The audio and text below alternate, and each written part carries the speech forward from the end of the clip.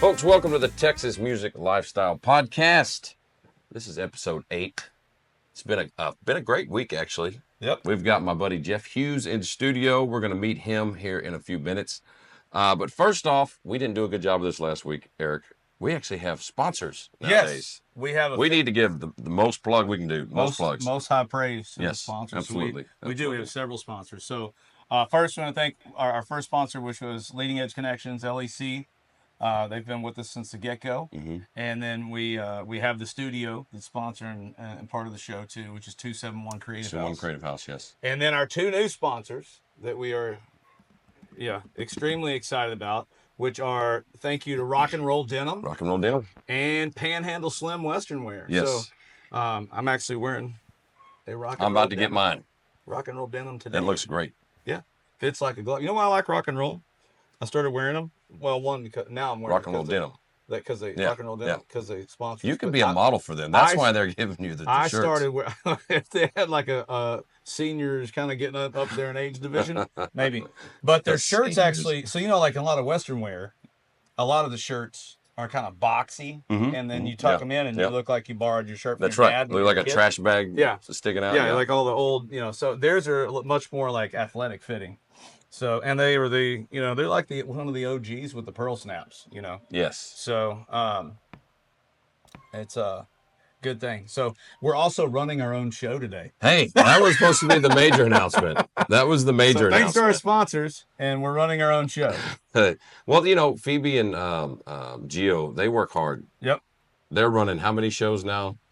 They're doing our podcast. They got the Cowboy Experience. They're doing all the stuff for my music videos. They got all sorts of other clients. Yep. And they decided they were going to take a vacation. They think they earned a vacation, and they emailed me or texted me earlier. Since they emailed, they texted me earlier with some pictures from wherever they are. I saw some of them. Yeah. They were driving through Arizona. With a resignation. They said your resignation. Saying they were going to stay out there, and I told them I rebuke them in the name of Jesus. That's right. That's right.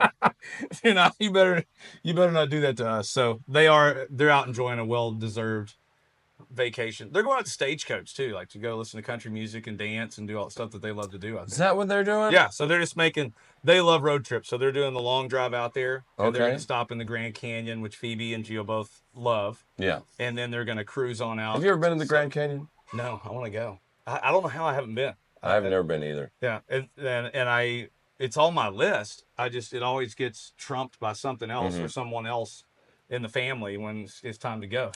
I have these lists of things I want to go do and see, and there's like 50 things on them, and then they kind of move up, and then more things, and it feels like a whole slew of stuff, especially when you have kids. Oh yeah, your stuff just pushes it down. Yeah. Like the Grand Canyon, I think made it to about number 3 on my list of things to get to, and I think it's down around 47 now. But the important part is it's on the list, and it is something to see. Actually, I've got friends of mine that go out there, and they've been out there, a handful of times, and it's a lot of praise and stuff. So I'm glad they're going to do that. I'm glad they're going to the big music festival. I'm glad we are struggling. Yeah, I think we're doing okay. I'm looking at it. We look good. The cameras are on. It says it's recording. So. Hey, but anyway, I lost my Sunday killing streak. I didn't kill anything yesterday, so that was gone. But I was kind of I was glad it fell off. So well, it was Easter weekend. Yes. You can maybe that's a mulligan. We're all at peace. Is it a mulligan? It's a mulligan. The streak continues next Sunday. Yeah, the streak continues next weekend. It's kind of like it's a holiday weekend. Hey, factoid for the day today, and this is a Texas music lifestyle podcast. Texas being the main thing. Right. So on this day in 1836, we won the Battle of San Jacinto. Hey, big victory. Sam Houston. Good old Sammy. Do you know how long the Battle of San Jacinto was? How long? A week. A week. Jesus. You failed. Yeah. Well, Texas history. How long? 18 minutes. 18 minutes. Wow. Is that really long enough to be a battle? Yeah, man. They routed. Apparently it happened at about 3:30 in the afternoon. And they got them. And the Mexicans were taking a siesta. Oh, so we surprised them. We surprised them. Yeah, we got up on them, and it was a rout, and Santa Anna got away for a little bit, and he tried to act like he was a normal soldier. Yeah. And they captured him with a bunch of others, and then everybody, all the prisoners, I guess, gave him away because they were like, "Oh, El Presidente," or something. Yeah. They were like, "Hey, look, we think that's Santa Anna." That's Santa. They keep calling the Texans only. Yeah. He's probably like, "Shut the hell up, you idiots." You're gonna get killed for sure when we get Sí, back. el presidente. But I think the Texans only had 30 wounded or killed total, That is a good fact. including Sam Houston. He had That's a like good his fact, foot shattered or something like that. So anyway, factoid of the day. I figured it was Hey, relevant. Texas. It was relevant for Texas. We got Texas. So, hey, you guys all came out to Real Ale Brewery on Saturday. Yes, that was an excellent time. It was weather was nice. You know, it was like a little overcast, but not bad. And then the little breeze, not too windy. The music was good. Some of it. Yeah, yours was good. Was mine good? Yours was great. You guys did a great job. You guys did fantastic on that. And sound quality on that Threadgill stage. Man, you just can't beat that stage. Redonkulous. I'm so glad that stage is out there and it was saved and preserved. We can probably talk to Jeff about that in a little bit too, because he's played around Austin his whole life, and he's one of the OG off the night type people. And he's probably played Threadgills. Yeah. So it was a great time, man. I appreciate you. You brought the family out. My family was out there too. Your family was there. Most of my family was there, and then we had the posse from Lago. That's right. We brought with us a bunch of people. A lot of your friends. Yeah, they came and they had a blast. Everybody keeps talking about how awesome the music is, and then they did a great job. So I think next year will be even bigger, because next year's 30 years they'll be celebrating. But this year was 29, and sound crew was good, stage was good. Of course, the beer is amazing. They had good food out there. Did you eat anything? No. They had me some food in the green room, but some sandwiches and stuff. But the food vendors out there, I heard were amazing. But I don't ever get a chance to really eat when I'm at something like that. I guess you don't really. You're busy, and then the last thing you want to do is like fill up on pizza, like 30 minutes before you walk on stage. But it's a miserable experience. So they had the pizza truck that was there. It was real good, and I had. I've had the pizza truck there before a few times. They ran out before we could get back to them. Yeah. I talked to people. Did you? It was really good. But I had the brisket nacho. I think it was called Old 300 Barbecue. I think that's what it was, something like that. If I messed that up, I'm sorry, but whatever it was, they were out of Blanco. If you want to sponsor the show, we'll get the name right. They were out of Blanco. By the way, I'm dying. Hey, I'm dying of oak allergies, so if I'm like snorting and coughing, you're going to bear with me. Yeah, that's all right. It's been about 8 days now. But they did like sliced brisket nachos with like legit queso blanco in there with it. Like it was queso with sliced brisket, jalapenos. It's like mixing the best of Mexican food. And if you're gonna mix barbecue. something, those are the two things to do it with if you do it right. And they didn't jack with it. Like they put the brisket on top. Yeah. So the brisket wasn't like smothered in cheese, and then they put the cheese over the chips and jalapeno, so you had a little bit of control. They thought about this. It seemed like it. There ain't nothing worse than going and getting something like that at a restaurant, and it's just all where smothered. you can't get to it, and it's all breaks apart, and it's disgusting. But they did a great job. I did see those nachos. Man, I'm getting hungry already. The thing is, we do this show at right at lunchtime. I know. I'm always starving when we leave. Then we talk about food on here. Then I know. So maybe let's change the subject. Yeah. Ozempic. Yes. Like change gears. We talk about music a little bit. There's a lot of good music stuff going on. Anything you've been seeing lately? Well, so we had Pug Johnson on the show. Cowboy Experience. Yeah, I saw this that. week. And so then he came out. He wanted to see. He was there on Saturday. Yeah, he was nice guy. And you got to meet him. Yeah. And I listened to some of his music too. He's really good. Yeah, he's got a good kind of twist and flavor on some stuff, and it was a good interview. Nice guy. Mm-hmm. There hadn't been really anybody I met so far that hadn't been a nice guy, but just he and his wife worked together on that part of the business. That's right. So he's got a good thing going. He was in Nashville for a little bit, and then came here. Grew up in Beaumont, and then went to Nashville. So he was a Texas boy. Yeah, he's a Texas boy. He was born and raised here, but he went to Nashville to try to start his career. Like a lot of people, and kind of had the same experience. I think. I just went ahead and skipped that phase. Well, he's smarter. Yeah. Maybe what you should do is write like a 3-page ebook for early musicians. First page, don't be a musician. So, page 2, if you have to be a musician, don't quit your day job. Don't quit your day job and skip Nashville. Page 3, skip Nashville. Page 3, yeah. Section 4, find something steady. Yeah. Have fun.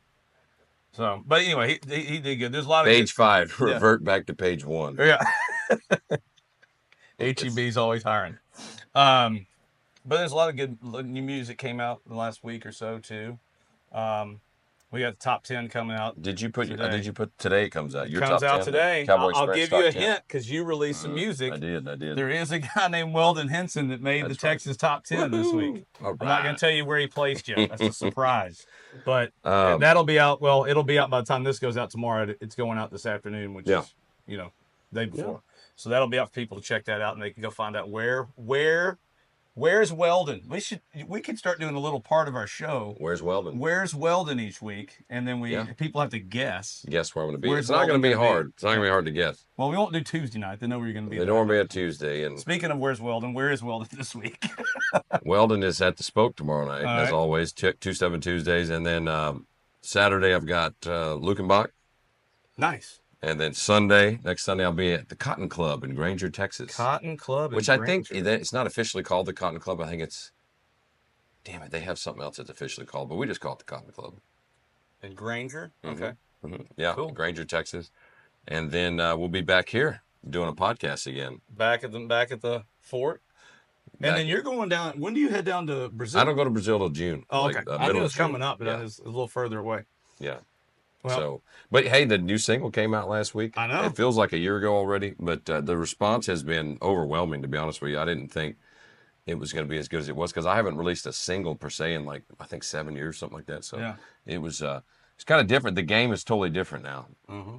You know what I mean? Between Spotify and Apple Music and YouTube and the whole 9 yards, it's a whole nother deal. So I think the next single comes out next Tuesday, so I think I'll be ready and more prepared to push it out even more. What's the next one coming out? The actual song, which is the title track of the album, Stone Cold Country Gold. Okay, Stone Cold. That one is going to. We're going to put that as a single out on April 29th. But gotcha. Well, go get if you're watching this, go get Lost in Time. Yeah, man. It's already out. The music video's up on YouTube. The song, it's done great, man. I mean, it's gotten more streams than I've gotten combined in the last year with all my stuff. So it was a really good response. I've talked to several people that I sent this once it came out. I sent it to say, listen to this, and the response has been, "That's really good. I really like him, and I now want to go see him play somewhere live." Now that's the key. That's what we want. So we want you to come see me and the band live. That's what really helps us out. Obviously, we need you to stream it, but. Need you to come out and How watch does that work, by the way? So is it every time it's streamed, this is a ticker for you guys? Mm-hmm. Yeah, okay. Yeah. So if I just stream it over and over and over and over again, does it count every time, or do I only get one stream count? I don't know. I mean, I think it counts every time you stream it, but the people that started the streaming business, they've got this all down to a science. So they're going to make all the money anyway. So we're trying to get our little pennies as much as we can to help out. It's a whole different ballgame. I mean, like I said, the last time I put out a album of my music was, I think it's 7 years, a little over 7 years ago, and that's back when people would still maybe even buy hard copies, which you can make money off of. But the streaming stuff, it's fine. The streaming stuff's cool too because there's a lot of people all around the world that can find you now besides just coming out to see you in Texas. So that's been great. I've had response from all over the world, people writing me and sending messages and stuff like that. So you're going to do some vinyl presses though? Yeah. On the album, I've already the orders. I've already paid for them. Okay. Good. So I hope they come in. Yeah. Because I already paid for them. But I got to get a copy. I mean, I think they'll be done. I mean, they're supposed to be done before the actual release. May 31st is the actual release of the full album. It is supposed to be done a couple weeks before then. So maybe in about 3 more weeks I'll have them. Gotcha. All right. And I actually got CDs done too. Cool. They'll be here any day now. But yeah, it's weird to think CDs are now people. I'll use the word I did earlier. Old timey. Well, they are old timey now. CDs are old time.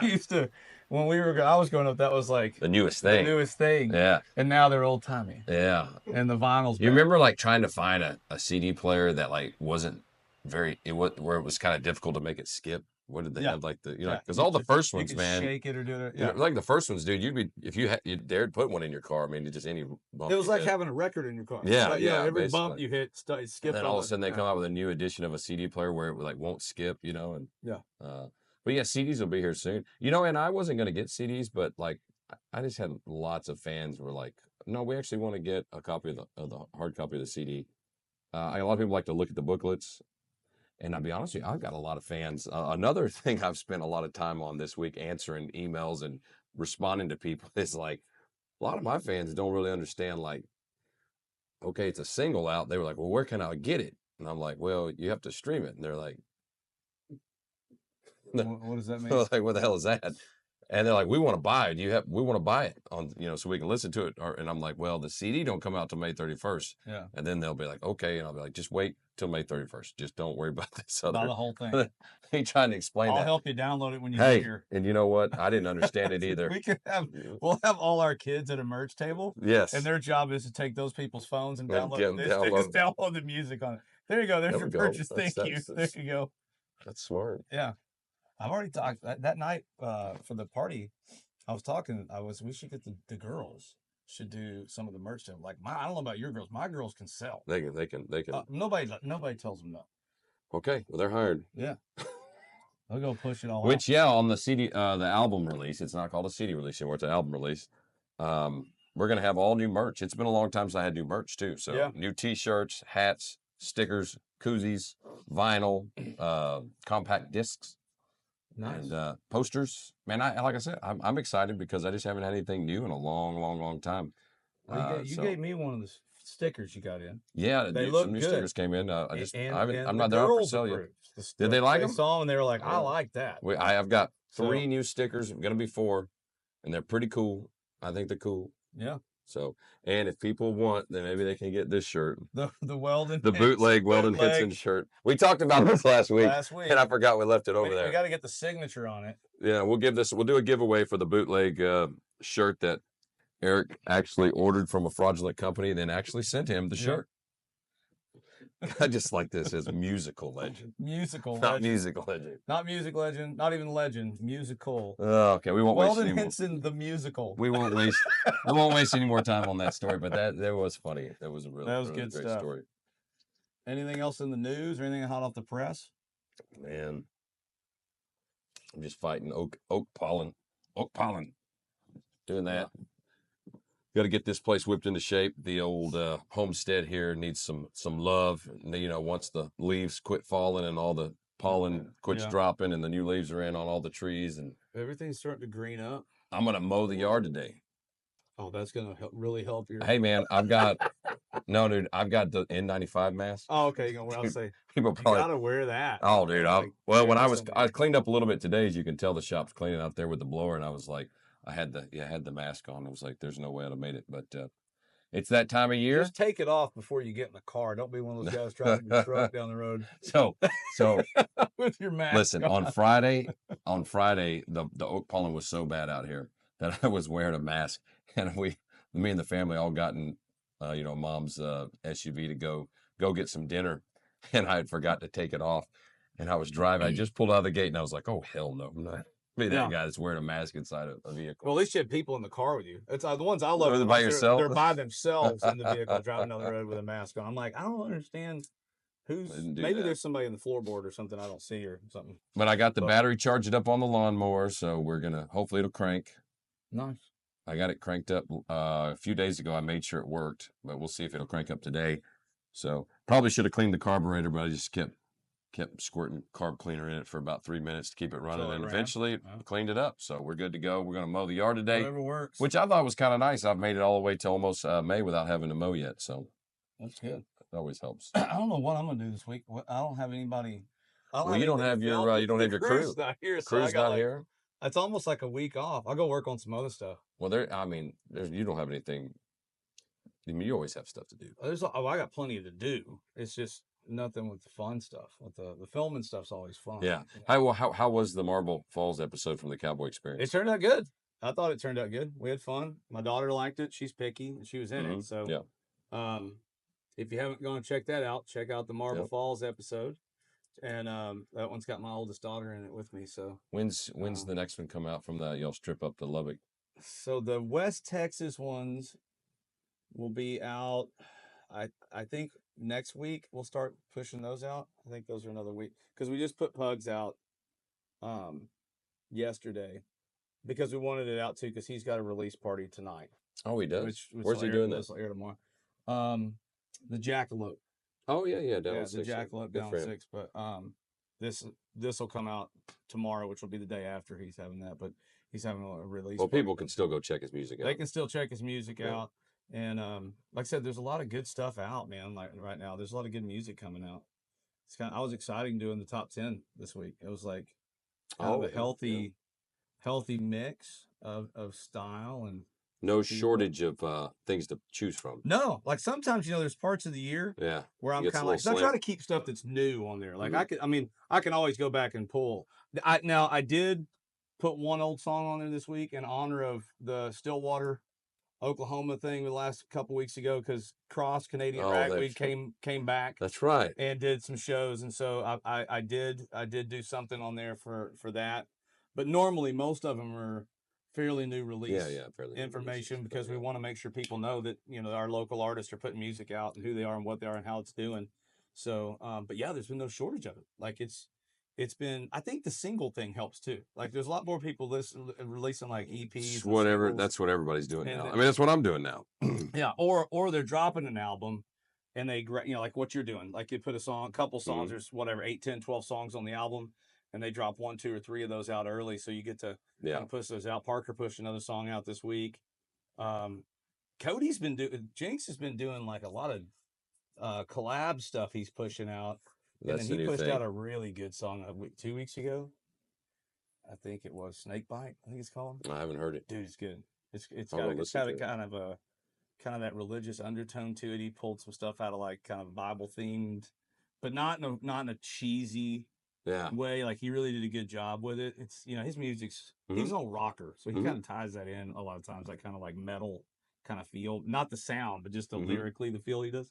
So he had some stuff. I like his story about how he did to get his music career going, because he's a Texas boy. Oh yeah, and he awesome city. Yeah, and he was like, I couldn't get anything really going in Texas because all the pop Texas stuff had a certain sound back in the early 2000s. And he's like, and I'm friends with all those guys that were selling out the arenas and the big festivals and stuff out here, playing that what I would call popular Texas country music. Yep. He's like, but that wasn't my style. So he's like, man, I took my stuff, and not even necessarily Nashville. He just went and started touring up and down the East Coast and getting out of Texas, and made some success out of that, which was pretty cool. But he's got a strong business model with what he does. Like he's got some good people with him. Yes, and great management. And then he's a good songwriter, but he's also partnered with guys like Ward Davis. Wrote a lot of songs with him, and I think personally Ward Davis is one of the better songwriters of our lifetime that's out there right now. He's really strong. So he's written a bunch of good songs with him, and he said he just pulls in stuff at the right time. Like he redid an AC/DC song. It's like a while back. I heard that. A Long Way to Top, if you want to rock. Oh, yeah, he put that out? Yeah. All right. I'll have to go check it out. His thing of it, it's good. I mean, you'll recognize it. It's not unrecognizable, but it's got a country twang to it a little bit. Hey, you can do remakes. Yeah. They don't have to be country. Matter of fact, I prefer you would rather make a remake of a song that's like not just strictly country. Yeah. Most of that's already been done. It's really good. And if you could take an alternate take on. Speaking of that, our guest that we're having here in a minute or two, Jeff Hughes, and Chaparral is the name of his band. Yeah. He does a lot of like older songs that aren't country. Get him on here. Let's see what he thinks about all We're this. going to talk to him. Let's bring him on. Folks, wait no longer. Okay, folks, Texas Music Lifestyle Podcast. We've got our buddy Jeff Hughes here. Come on in, Jeff. Have a seat. And you can put this microphone on even so we can hear you talk. Right. It should Jeff's be on. Looking nice today. That's right. Well, thanks for joining us. Higher Jeff. up the better. We can hear you better. Get you on. There you go. That nice shirt he's got on. How are you, my friend? Well, I'm good, man. We were just talking about you last week. We had Kevin Lance on drums for me. Yeah. And so we were talking about old Austin, had a lot of stuff, and I was like, man, we're having Jeff on next week, and he's been in Austin forever. But anyway, where are you coming in from? You mean now? Yeah, right. Where did you come from today? I started in Georgetown this morning. I live part-time in Georgetown and part-time in Austin. Okay. So my wife's built a house up there. Her parents were aging, needed some help. So you're up there staying with them a little bit, helping her. Yeah, now they're gone. So now you have to take care of two places. Yeah. So yeah. So you were in Georgetown and you're coming all the way down here. Yeah. Awesome. And so I was going to ask you where's home, but it sounds like but home is still kind of both, but you're doing something. Yeah, I mean, I've got a place kind of Deep Eddy nice. Neighborhood.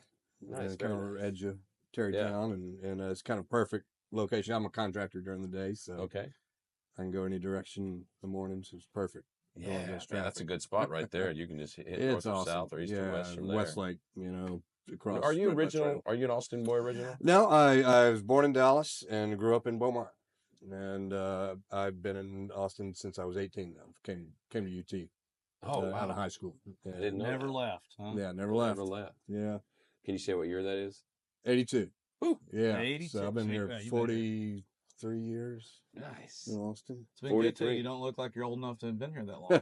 Well, thank you. Yeah. I mean, like you saw Kevin yesterday. Yeah, He's these a guys- little bit older Yeah. than Jeff They though, all and I'm look like, good. man, I'm inspired. I'm inspired because I'm going to be a Kevin- musician too the rest of my life. I'm glad. I don't know I'm about glad. him. Kevin's on a good diet. He eats healthy. Yeah. Kevin's healthy. That's Yeah. right. He's got I was talking to him after the show. He's got it on He's got his regiment. Yeah, he's got his regiment.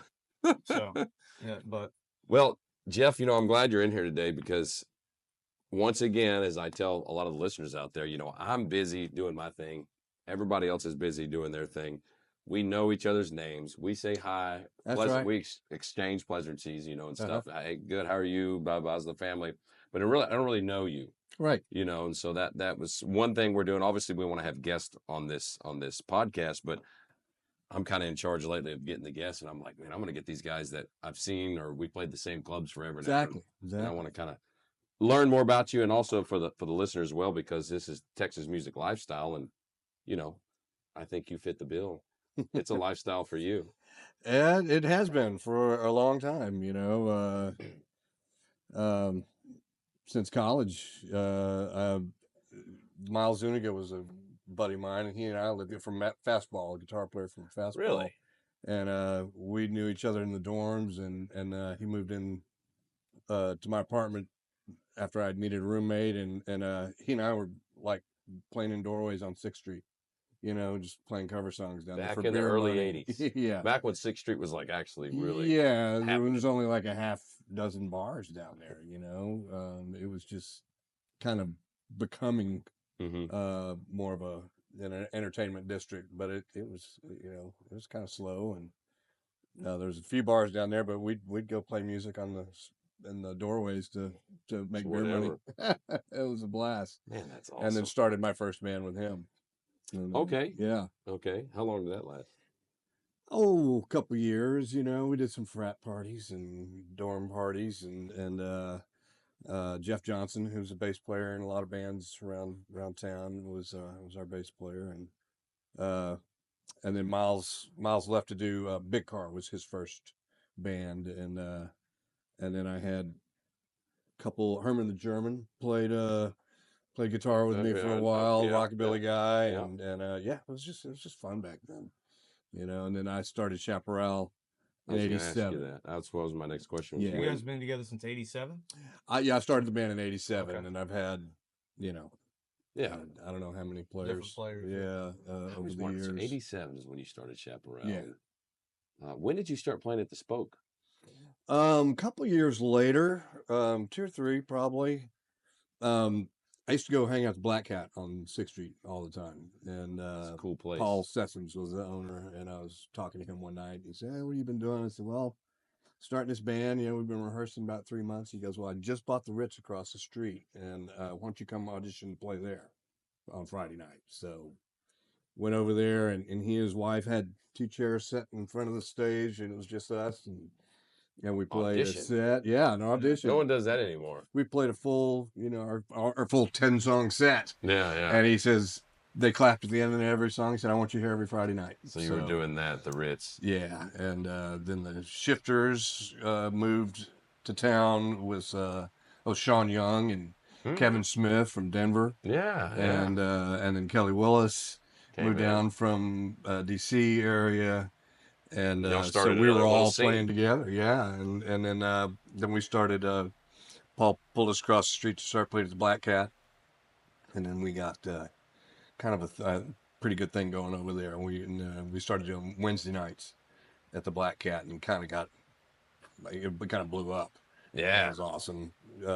People were learning how to dance, people that didn't know how to two-step were learning. Mm-hmm. And it was just a fun scene. I was packed in there, and it was a crazy place. Half of it was open air, and get rained on and shocked by the microphones. And You know, we were it just was sitting here fun. talking before you came on about how, like, you know, there's a lot of people out there that do covers that aren't just country songs. And one thing I remember going to see you play is you do songs that aren't country and you cover them, and people are out there dancing, and you kind of make them your own. And I'm not saying you make them straight up country sounding, which you don't want, but you put them in a way to where people can dance to them, and it sounds like your version of it. Yeah. Which is something we talk about that a lot, about how important that is to make a song kind of sound like it's your version and change it up enough, and it's still good. There ain't nothing worse than someone recording a cover of a song and you're like, well, what did you just do? you just copied You it. just copied it. Yeah, Like, that's a waste of time. Yeah. What happened with me was I came from a different background. I grew up listening to old country when I was a kid, but in high school I discovered new wave and punk rock, and so I listened to a lot of that through the years.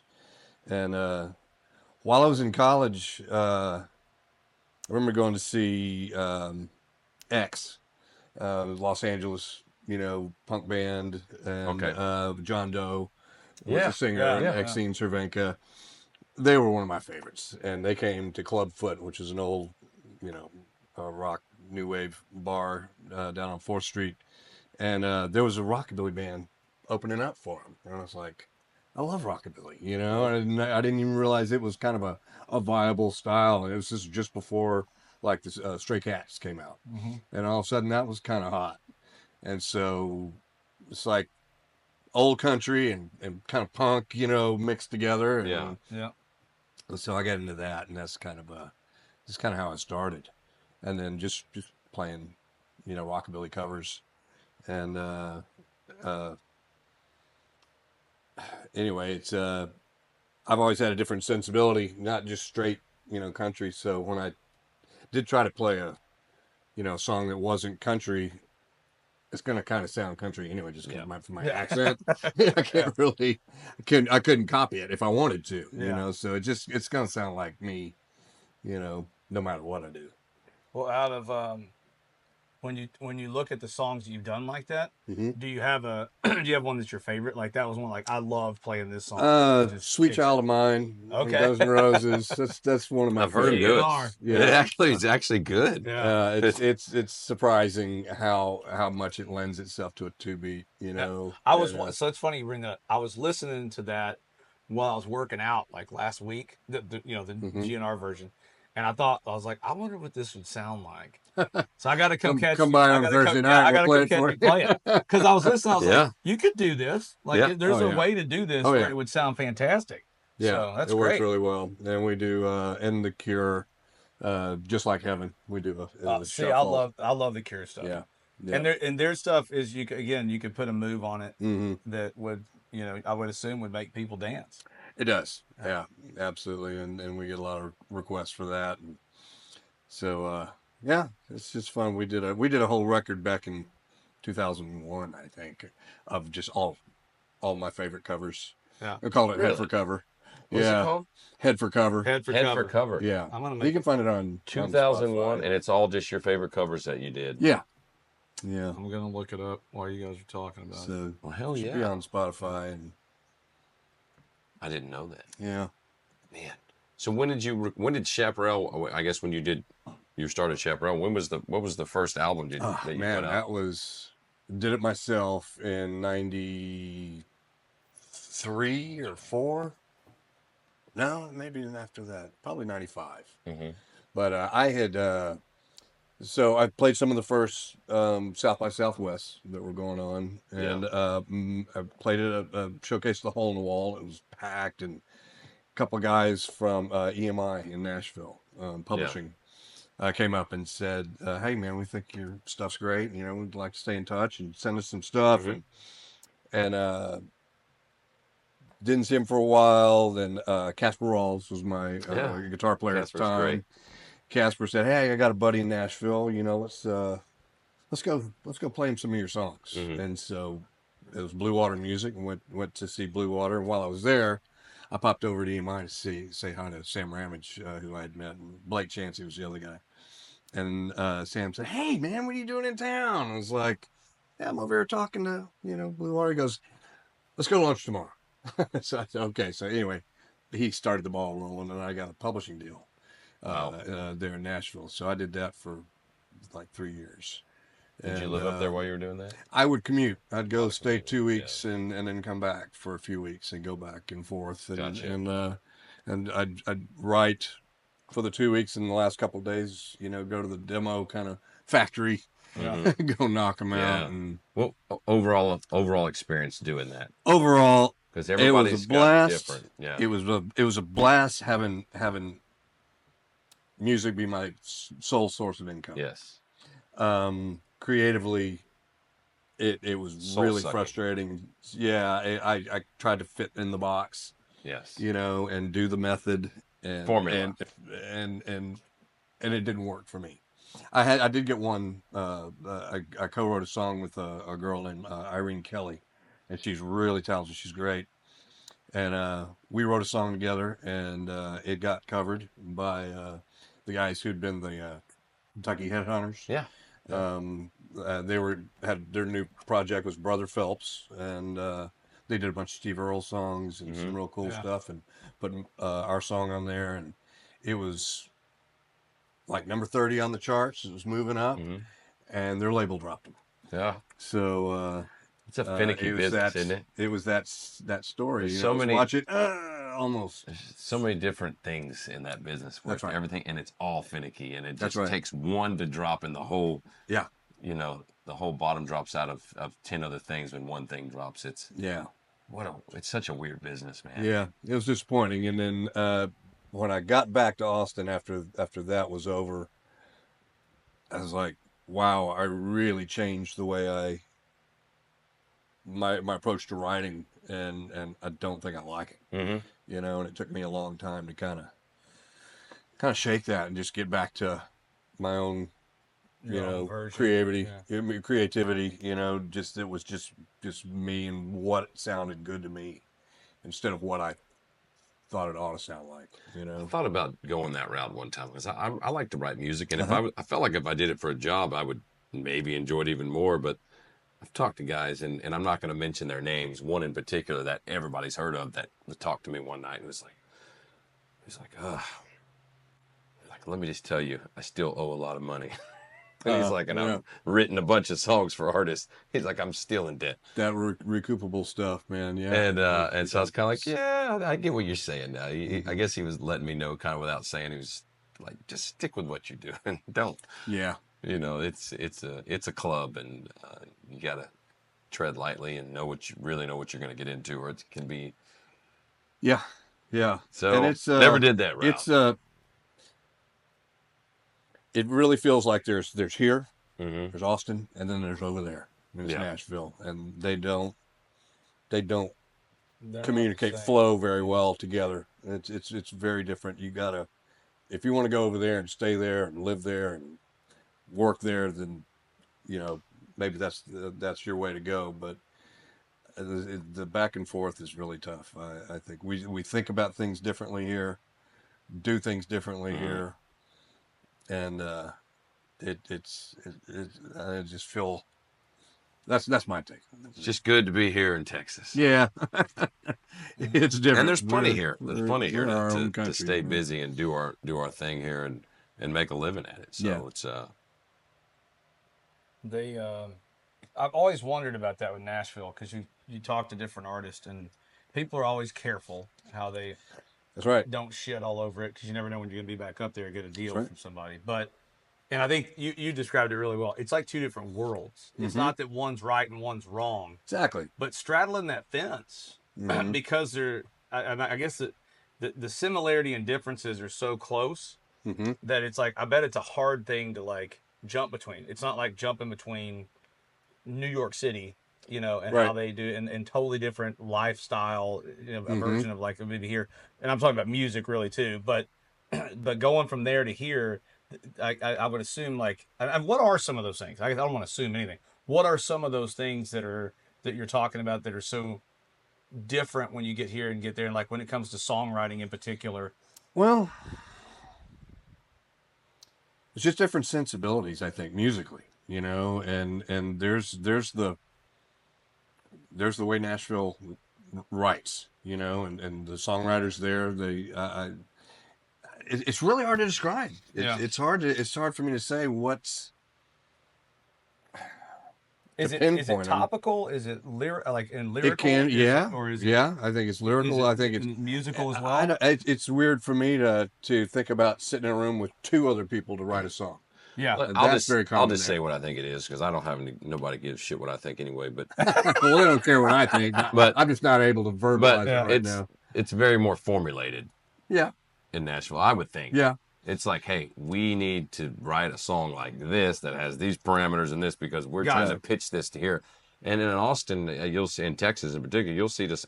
Which Texas is getting that way too, but industry grows. But you get a lot more of, well, this is just what the hell is happening. We're not trying to put this in a box. We're not starting in a box. Right. I think in Austin at least, which is most of what I know, is the Austin music scene.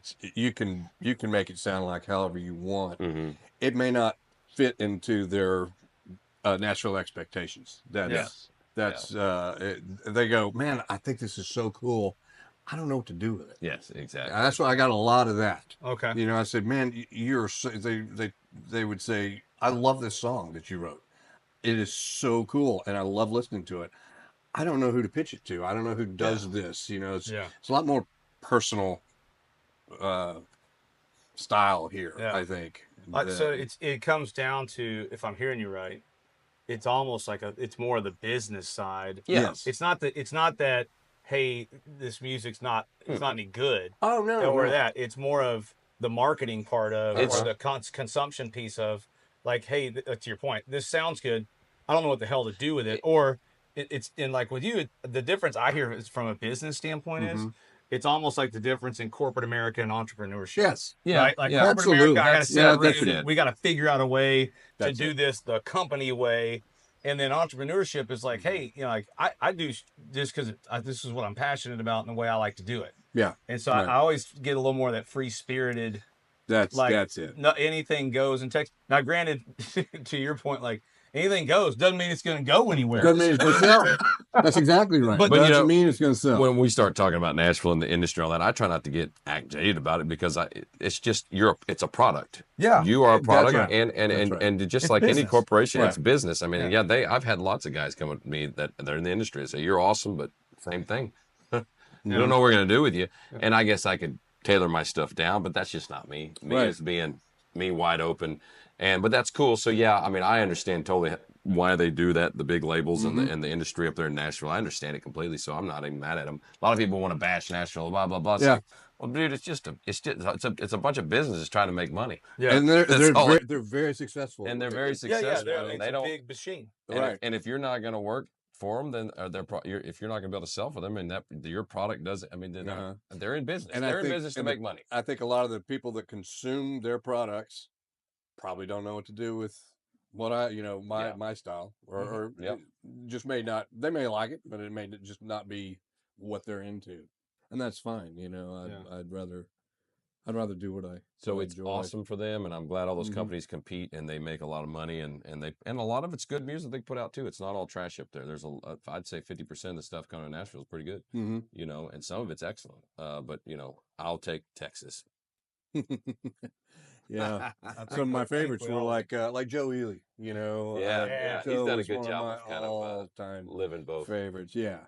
But you know, that was he didn't get huge in Nashville. You know, but he was one of our one of our icons here in Texas. He had plenty of success up there. Yeah. Still, you think more of him as a Texan than being in the industry up there. So yeah, that's cool, man. So you're back. A cool thing with Chaparral is you guys got a residency again at the Broken Spoke. Yeah, that's been great.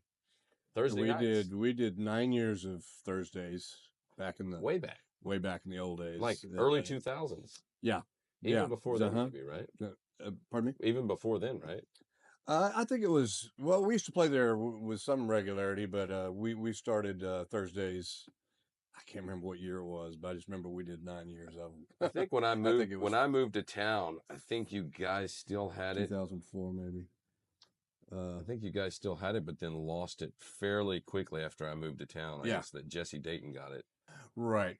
And I moved here in 06, 07, and I remember I think you were still doing it then, and then it switched, and I remember that was everybody. I was still new to the scene. Everybody was talking about that, like, wow, Chaparral's not on Thursdays anymore. So we did 90s and into the 2000s, and then you know, life was tough back then for me. I had real problems with alcohol, and took a break from that, and took a while to get back in a good saddle. And but anyway, we're all these years later, we're back on Thursdays. It's a blast. Having a great time.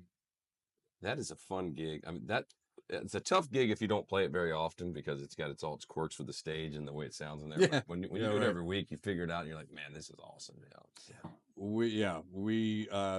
I use a sound guy who's just fantastic, Matt Ramirez. Oh yeah, and he's awesome. He take care of you. He does. He does a great job, and so I can just show up. I don't have to worry about setting up PA.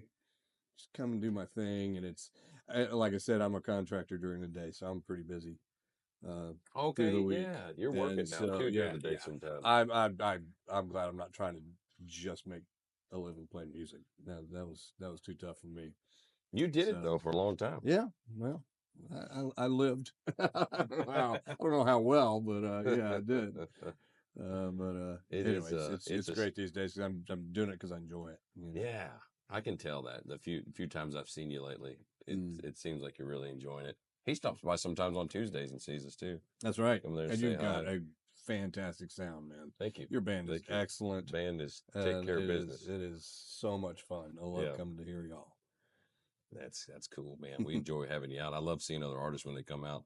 They're like, hey man, we better pull it together. Oh, y'all didn't have to pull it together. Y'all were already there. We're usually acting up on Tuesday nights. You know, that's another thing great about residencies. You can try stuff out. Yeah. Oh man, that's how you get a lot better. I've been having a blast doing some new songs. You know, stuff that I wouldn't have tried.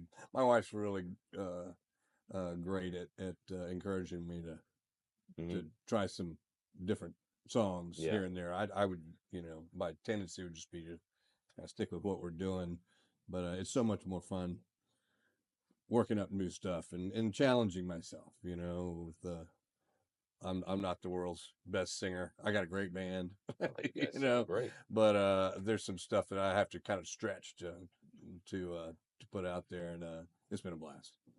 So that's awesome. And I have the best sounding band right now that I think I've ever had. I think so in all too. these years. Yeah. It's amazing right now. It's so satisfying. And we'll finish a song and just look around at each other.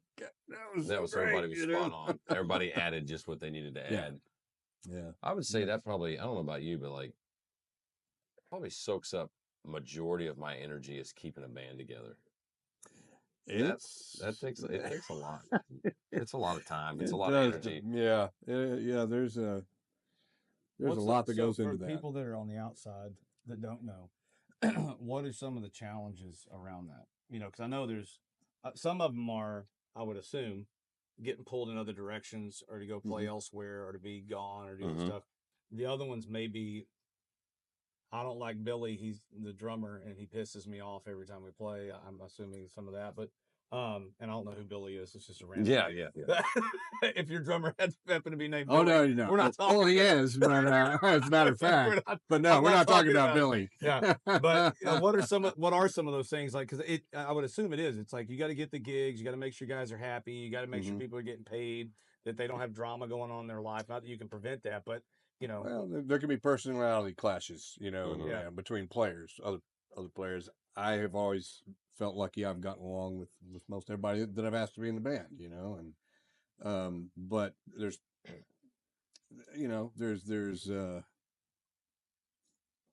players can change over time, you know, and kind of lose focus. Yes. And that can be a big challenge, and you know, there's personalities are one thing, then there's, does it sound good?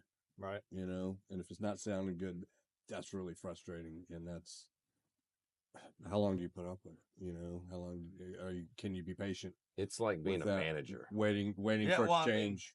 yeah, If it's not I going don't. to, it's, you know. So I'm in the business world. I'm not in the It's what I'll fairly call arts. similar. It's But very like, similar. I hate managing. Yeah. like it's not. Most people don't get into whatever they're doing Mm-hmm. to manage because I don't know how y'all feel about it. It feels like babysitting at times. Like it's Yeah. not. Yeah. You know, it's Well, not fun. there's musicians out there. Yeah. Yeah. I mean, I played with a bunch of in them. any environment, it can suck the damn life out of you. You know, depending on how much it Yeah. is. So I'm assuming Yeah. there's probably a point you reach where you're like, hey, listen, dude, like I've got to have energy to play and write and do my other stuff with my life. Like you're a vampire at this point in time. You're sucking the life. There's out times of when me. you've got to let guys go because it's just like you are causing me more grief than I'm getting from you. Yeah. You know, so I know with me personally, first off, you got to go into it with the mindset of, you know, a majority of musicians are musicians because they don't want a real job. So you got good point. You got to remember that, Uh-huh. and then you want to get them in, and one, you got to make sure they're good. I mean, if that goes without saying. They're not going to be on stage if they're not good, but then you got to make sure, you know, you'll end up using a bunch of guys that are just kind of like, they don't really want to work with you full time, but they'll take the work and they've got the other stuff. So you use those guys and that works great. And then all of a sudden, every now and then, one will come in and that you vibe, you click well. Yeah, that's you know right. what I'm talking about? And it's like, hey man, they just become why don't you just become my? Right. That's kind of what happened with Kevin. You know, Kevin was just kind of filling in with me, and we talked about it last week on the show, and just things happened, and it was just like, dude, you need to be in this band. We clicked so well together, and it worked. And same thing with my guitar player, and you know, of course, I got a new bass player now, and I've been fortunate so far. It's been really great. We're same mindset. Yeah, which is hard to find in this he's a business. great player. Yeah, he is. And, so, yeah. and I lost a good player, and I was so worried about that. But so far, you know, knock on wood, everything's been good. You know, so and of course we got crazy steel player. You know, and Ricky. he's like, wow, he's amazing. Yeah, but he's like, you know, but man, me and him we saw eye to eye and clicked together many years ago. Right. And matter of fact, same thing with him. He filled in with me for a long time, and then the chips just kind of fell into place for him to join the band, which was 13 years ago. And so it's a lot of work. You know, you got to make sure you're getting. If you can find the guys that click well with you, you got to find a way to keep them. You got to keep them busy. Right. And I'm pretty easy to work with. I'm not going to get into it with anybody, but you got to make sure. Then you got to manage the personalities. You want to make sure the steel player's not rubbing the drummer the wrong way, or you know, they're getting into it. And so it's a lot of work.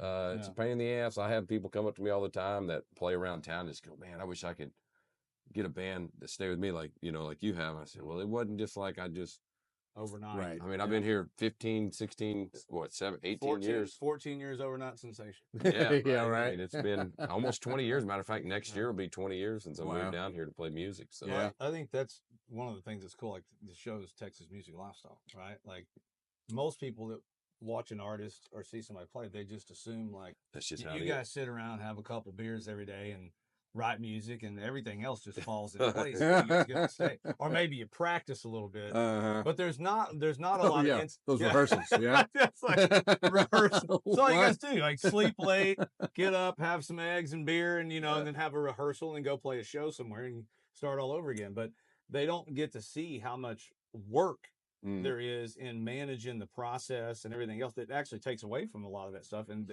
from a time standpoint. Let me just say to the listeners out there, everybody thinks it's like some glamorous life, and don't get me wrong, we do a lot of cool stuff. Yeah, but I'm not at that level where I have people running all my sound and managing me and taking care of all this stuff. The glamorous after party isn't wild women and crazy. I mean, the glamour is like, okay, everybody left, and now I've got to load all this equipment out. And it's hot, and I got guys waiting to get paid, and I got to go get paid from the owner. I got to track the owner or the manager down, and then I got to sit in the whatever room back there and hash it out, get paid, come back, pay the guys, load the equipment. By then it's, everybody's left the club's closed down, and you're tired as all get out, and you're just driving home and going, man, I don't want to unload all this shit when I get home, you know. So That's right. It's not the money doesn't rain down from the ceiling no. when you're done. Well, I'm just saying the It's biggest misconception is people go, guys would come up, especially when I was younger, like, man, I bet when the gig's over, it's going to be a party. All the women are going to what I'm like, well, maybe so, but you know, an hour and a half, maybe, you know, I gotta get all my shit. 2 hours after the club closes down, I promise you, none of those wild women are waiting around. Nope. Yeah. So Nope. They're not hanging out late with bottles of Patron. no, it's a lot of work, but I mean, sometimes there's fun, but for the most part, that's always been kind of a joke. Me and Joe, my guitar player, always have. Yeah. His wife sometimes would be like, "So what are you guys doing after?" You know, when they were not married yet, and he'd be like, "Well, here's the glamorous party we're having right now." Yeah, right. See, there's nobody here. We're loading out. We're loading out. It's so much fun. We're sweating our butt off because it's Texas in July, and at 1 a.m. it's still 82 degrees with 100% humidity. Gosh, yes. But anyway, I wouldn't trade it for the world. I mean, at the end of the day, it's still better than sitting in a cubicle, I reckon. But Preaching to the choir. And where did you move down here from? You said when I moved here, I was doing my last year in the military in Abilene, Texas. So okay. But I grew up around Houston. Oh, okay. What about? And then Humble Kingwood area, all that stuff, and then I had joined the Air Force for 6 years, and then my last year just happened to be stationed in Texas, about 4 hours away. So I'd come down here about once or twice a month and start trying to meet people. And cool. I had my bass player, who you probably know, Trey Kincaid, played with me for all those years. He was starting out here in the scene, so I'd come down here and hang out with him and cut some demos, and we'd go visit some clubs, and I'd go to the Continental Club. That was the first time I saw Dale Watson play, and I was like, man, that guy's cool. And then went to the Spoke a couple nights, and hell, we might have saw you for all I know. You know what I mean? Yeah, right. And so just trying to get the layout of the land before. So that was great. Much as I hated living in Abilene at Dice Air Force Base, it was a great place to be before I moved here because I could come here a bunch and kind of get the layout of the land. So, nice. Yeah. What was going on in 06 when I moved here for Chaparral? 06.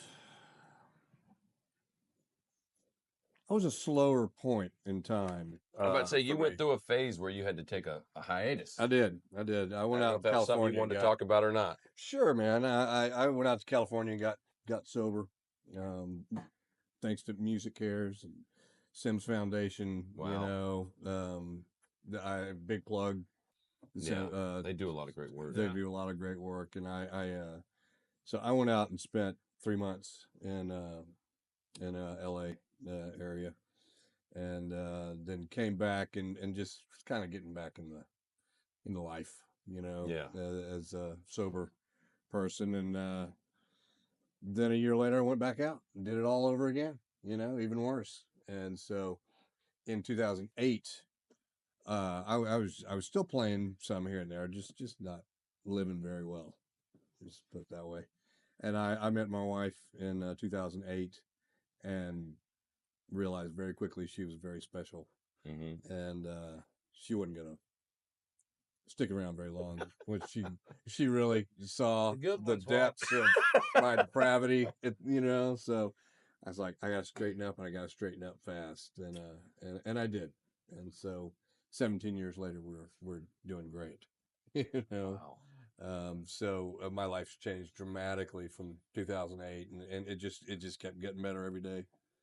And see, I didn't know that. That's what's so great about having guests in here to learn about it. Yeah. As I knew you went through some issues, and so you had to quit playing, get clean and sober, move back, got back into the lifestyle. Yep. Relapsed. Yep. And then had to get it all. Yep. And it finally out again. Yeah. It was the greatest choice I ever made, was changing my life, you know, and growing up. A lot of us were just growing up, man. You know, I was an old kid. Yeah. Yeah. They call it the Peter Pan. Yeah. syndrome, Yeah. right? Exactly. I had that too. Yeah.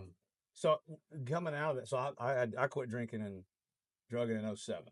So okay. Yeah. Similar. And so same kind of thing. Total disaster. Met a good woman. Yeah. Right. and then realized quickly, like, hey, I got to get my shit together. Yeah. You know, this ain't gonna go well. Exactly. It didn't go well. That was what helped me make a decision. I need to get my shit together. Right. But So coming, I know from experience, like starting kind of coming fresh with that. Mm-hmm. How did did that change how you approached your music at all or anything? Because It did. I know for me, everything I knew, I only knew through that lens, right? Yes. And so it was like I tell people all the time, like it was like being 12 years old again and trying to learn everything. Like I didn't know how to interact. I didn't know how to have friends. Yep. Everything had revolved around alcohol Mm-hmm. for so long. Then you remove that, and then you're like, oh, Yeah, right. So I had to completely relearn how to perform. Okay. You know, the music was still there. I think I damaged my voice pretty good as well. So it's kind of learning to sing again.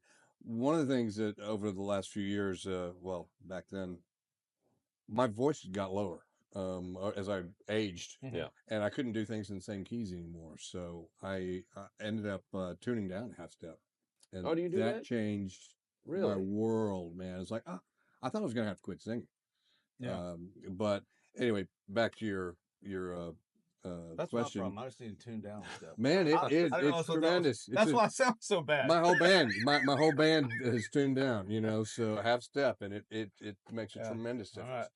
But anyway, had to relearn how to perform on stage and just kind of grit my teeth through the anxiety. And then when the gig was over, pack my stuff and go home. Yeah. You know, not hang around and. Well, again, like you're not where you're playing. Like again, someone gets sober in corporate America, you're in an office, right? Or you're where typically, right? It's very close to being like a bartender trying to get sober. Like you're in the bar. Right. A lot of the places you're playing are either bars or honky tonks, or at least they're serving alcohol. Yeah. Right. And that's the whole reason a lot of people are there. They're listening to music and drink and have a good time. Right. And so it's got to be a challenge at first to connect all that. It's just not engaging with the drinking crowd. Yeah. You know, just being there for the gig. You know, and that's that's how you do it. Did you find yourself writing anything differently, like like topically, or that kind of really. same? It was just more of like the lens of like, hey, I just got a new way to perform and be around everything. Yeah, it's more like that, and it took a few years for me to get comfortable with that, and now it's second nature. Good. Yeah, that's all great. It's better than it was before. Yeah, I think there was a lot of times when I thought I was singing really good, you know, and when I was pretty buzzed, and probably not. Well, and now you don't wake up feeling like crap. That's right. In the morning. So that's right. I can touch on that because I'm one of these guys. I'll drink a lot at some gigs, and then some gigs I'll do completely sober. I can see it from both angles. And you know, when I did my live album, sober, only because I had done enough to know. Yeah, so you'll be happier with it. Well, I mean, you know, there's times when maybe some gigs where you've had a few drinks and you actually hit it really well, but that's not a guarantee. That's right. And it can go and keep going. So like when I'm doing something, like when I'm in the studio, when I'm recording an album, if it's a live album or a music video, it's it's sober. Yeah. Because you think you're not that cool. You had a bunch of beer and some tequila, and you think you're awesome. You're like, and then you listen back, it wasn't bad, but you weren't as cool as you thought you were. That's exactly right. Well, I've seen at most of your shows, you have a couple beers and that's about it. But, yeah, now it wasn't always like that. Yeah, but that was another one of those growing up things for me.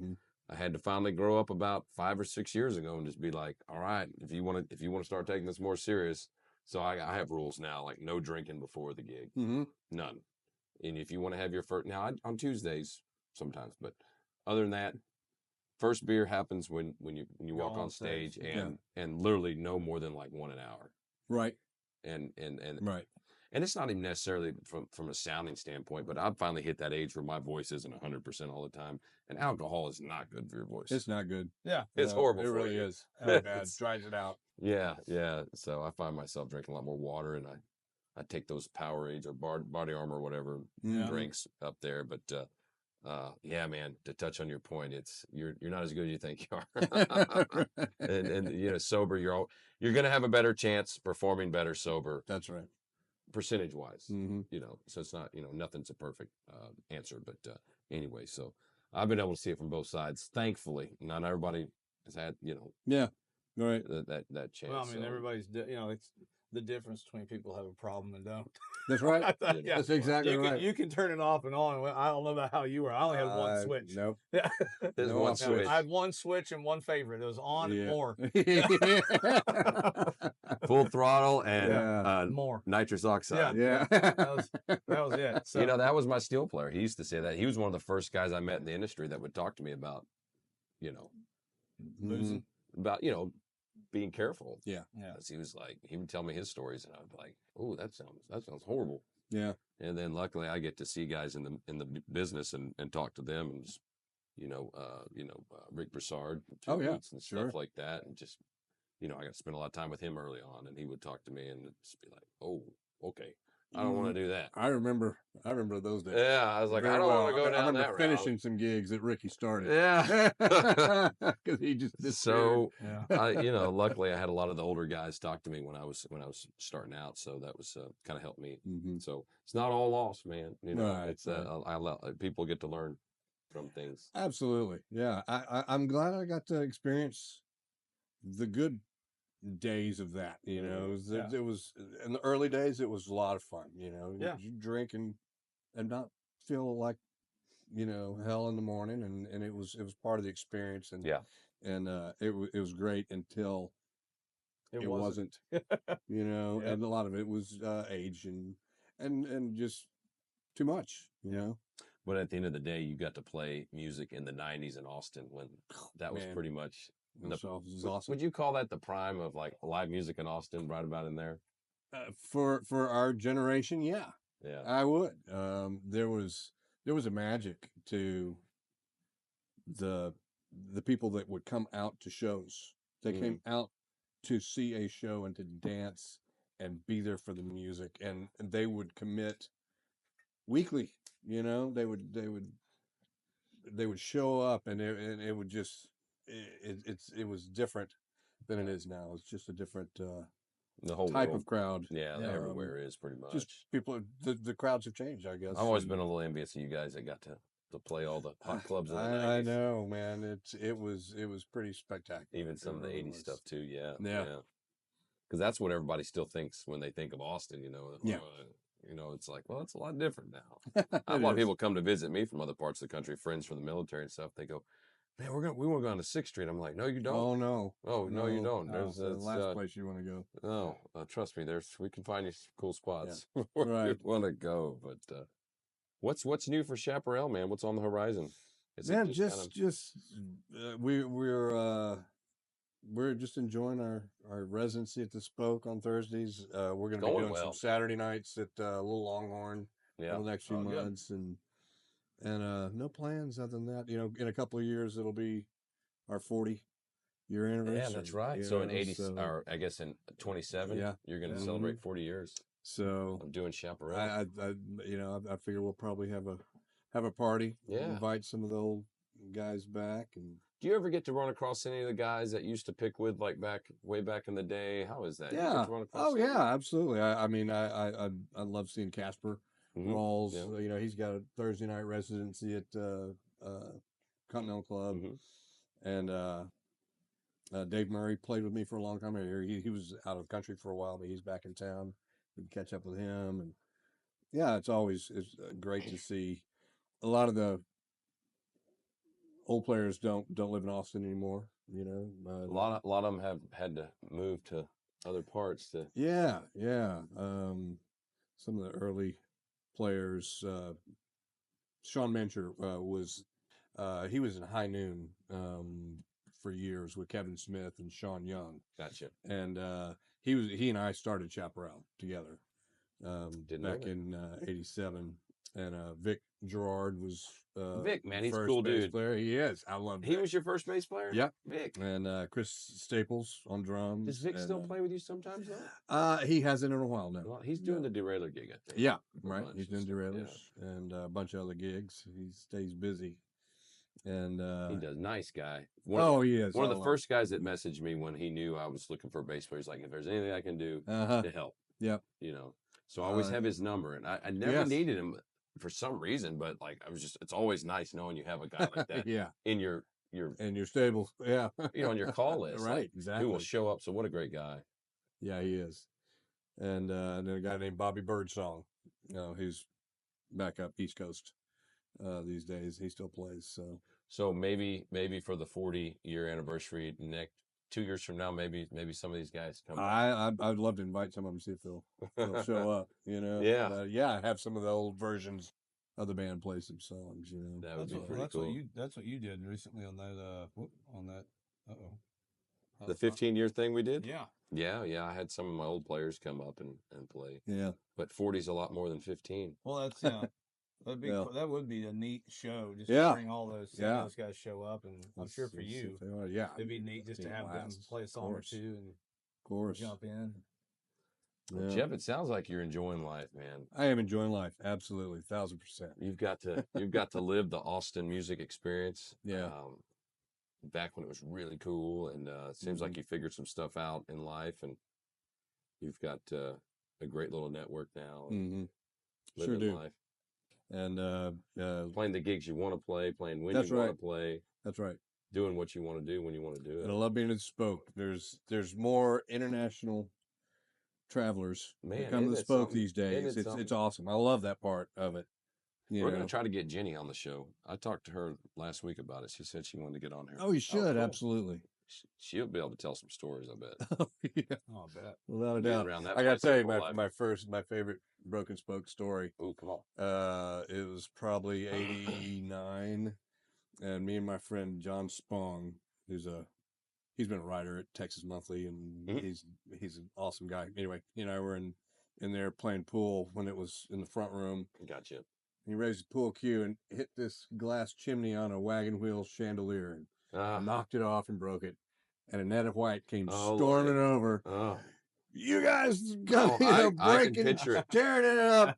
And I said, Miss White, it was really an accident. And she said, don't you even talk to me. You're wearing a goddamn earring. Get out of here. And threw me out. The very first time I set foot in the Spoke. That's fun. Oh, that's like a rite of passage almost. Like, yeah, man. Absolutely. And now I love when you walk in the tourist trap. When you look straight ahead, it's a picture of me and Annetta. I love her. She's awesome. Man, I never got kicked out of there. Dang. Yeah. Well, you can work at it. No. I actually don't want to mess with that. But God bless you and James, and Mike's doing such a fine job. Yeah, he is, man. He's been working. He works his butt off. And Jenny, yeah, man, it's just great. Terry with the lessons. Yeah. It's all good, man. Yeah. Austin, Texas. And you're staying here in Austin, Texas still, man. That's right, man. Yes. So not born and raised here, but got here as soon as you could. As soon as I could. You college, that's right. You said you moved here in 82 when you graduated high school. And never left. I left for a year. My mom and dad were in El Paso. And I took a break and lived out there with them for a year. Nothing will bring you back like El Paso. I loved it though, man. That influenced a lot of songs right there. That was stint in El Paso. Yeah. Have you seen that shirt that Kevin wears sometimes that says "Rip Old Austin" and has a list of all the venues and restaurants that are no longer around? Oh yeah, I have seen that shirt. Yes. He had it on last week, and he was going through, and he's like, I found 2 on there that I'd never played at or ate at or went to. Oh, wow. Really? Dang. I was like, Jeff probably about the same. I got to see that. Yeah. That's pretty cool. But what I do want is to make a shirt that has all the misspellings of Chaparral. That'd be a good one. There's a bunch. It's amazing some places, what they can get wrong on a billboard or on a sign out front. Trust me. I mean, I don't think my name's that weird, but I've seen it. I've seen it in many different combinations. And as soon as you think, and same thing probably with people trying to spell Chaparral, I bet, as soon as you think you've seen it all. There's a new one. There's a new one. You're like, ooh, man, that was pretty rough. Yeah. How'd you guys get that out of that? Well, so that everybody knows, how do you spell it so that they can look it up? Chaparral. Okay. Chaparral. Right. 1 P, 2 R's always. 38 years people have had to get it right. That's right. All right. Gosh. Yeah. Well, I tell you what, I told the listeners last week we were going to have some old Austin guys on 2 weeks in a row. I love that. Yep. And we got to do episode 8. Alone. Without producers, without camera folks. I only hit the green grass one time and changed the cans. So I think Gio's Well, gonna laugh we at that. told them that we wouldn't do too good of a job, or else they think we could figure this out. Yeah, We have to have some screw ups, otherwise they'll be like, well, "You guys can just do it on your own." Like, yeah. Before we shut it down, where's your next gig? Thursday, obviously. Thursday, that's a spoke. Spoke, Yeah. And then I think May's the next one. Heck It's yeah. like 12th to 14th at Jenny's Old Longhorn Saturday night. Cool. So Tell us about our sponsors again, man. Yeah. Because next week I might be wearing some rock and roll denim shirt. Oh, we're gonna get some stuff ordered ASAP. For yes, you. absolutely. So, again, for our sponsors for really all our episodes are Rock and Roll Denim. So thank you very much for your sponsorship, Rock and Roll Denim and Panhandle Slim, and also LEC. And so we've got all three of those guys rocking and rolling for us now, and it's kind of exciting. Our little shows, 8 episodes in, and we got people talking about. Well, we have a mini sponsor now. Yeah. Not like full on, yeah. but we got the fridge is full of Hans Pills again. Yeah. So thanks to Real Ale Brewery. Real Ale. We have it stocked up for me, not for you. No, not for our buddy Jeff Hughes. Yeah, not for me and Jeff. Well, we got to work on Mountain Valley or something. Let's get some Texas water in here or something. Yeah. But yeah, man. So episode 8, I'm glad people are still listening. I'm getting a lot of feedback. People are saying they're paying attention to the show and stuff. So that's cool. And we'll have a surprise guest next week. So awesome. We're just glad to still be able to do this. Texas Music Lifestyle, our buddy Jeff Hughes. I want to thank him one more time for coming on and sharing some stuff with us. Enjoyed this. Just a great guy. Love running into him. When he stops out at a show, I'm like, oh, cool. Yeah. Because you just know he's great. So anyway, we're going to sign off. Unless you got anything else going on. I got a lot going on, but nothing we can talk about. I got to mow the yard, man. Yeah. I'm going to wear 2 masks. Yeah, that's probably a better idea. I wish they were here so we can get some. I got a respirator in the back of the car. I'll let you use. Get Weldon's next music video going where it's like him mowing the yard or something. Hey, we might have to. I'm telling you, man. Some good B-roll. We're going to make it happen. I got to rake some leaves and do all the fun stuff, and it's that time of year. So anyway, Texas Music Lifestyle Podcast. We'll see y'all next week. Adios. Adios.